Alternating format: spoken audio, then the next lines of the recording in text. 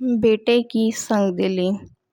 عبدالستار ایدھی، جو کہ پاکستان کی جانی مانی شخصیت ہیں، دنیا میں سماجی کارکن کے نام سے مشہور ہیں۔ انہوں نے ہمیشہ انسانیت کی بھلائی کے لیے کام کیا۔ ان کی ایدھی سینٹر کے نام سے پورے ملک میں برانچیں ہیں، جہاں مختلف لوگوں کی مدد کی جاتی ہے۔ ایک بار ان سے سوال پوچھا گیا کہ آپ کے پاس ہزاروں لاشیں آتی ہیں، کسی ایسی لاش کے بارے میں بتائیں جسے دیکھ کر آپ کو بہت رونا آیا اور جو ہمیشہ آپ کو یاد رہتی ہے۔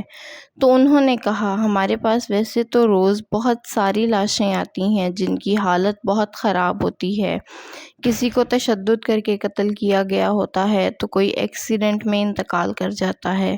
کچھ لاشیں تو پہچاننے کے قابل بھی نہیں ہوتی، لیکن ایسا بہت کم ہوتا ہے کہ کوئی لاش آئے اور اپنے نشان چھوڑ جائے۔ پھر انہوں نے بتایا کہ ایک بار میرے رضاکار ایک لاش لے کر آئے جو کہ ایک بزرگ شخص کی تھی جو صرف گھنٹہ پہلے فوت ہوا تھا۔ لاش دیکھنے میں کسی تعلیم یافتہ شخص کی لگ رہی تھی۔ وہ بہت اچھے سے تیار ہوا تھا، سفید کلف والا سوٹ پہنا ہوا تھا، بالوں میں سلیقے سے کنگھی کی ہوئی تھی۔ میرے رضاکار نے بتایا کہ اس نے کراچی کے ایک اچھے علاقے میں کوٹھی کے باہر یہ لاش پڑی دیکھی تو وہ اسے یہاں لے آئے۔ پھر میں اور میرے رضاکار اس لاش کو لے کر پتے پر پہنچے تو وہاں ایک فیملی کار میں بیٹھی ہمارا انتظار کر رہی تھی۔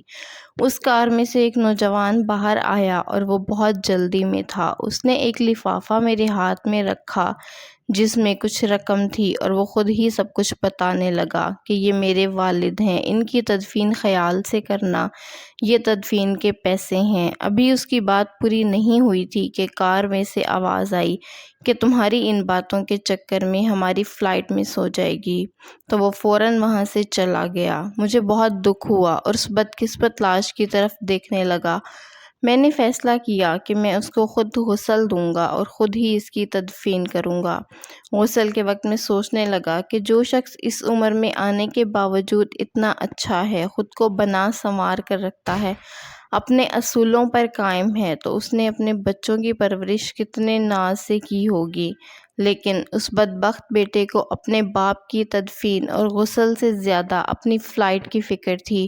اس لاش کی وجہ سے میرے آنسو کافی عرصے تک تھم نہ سکے اور میں اس دن انسانیت کی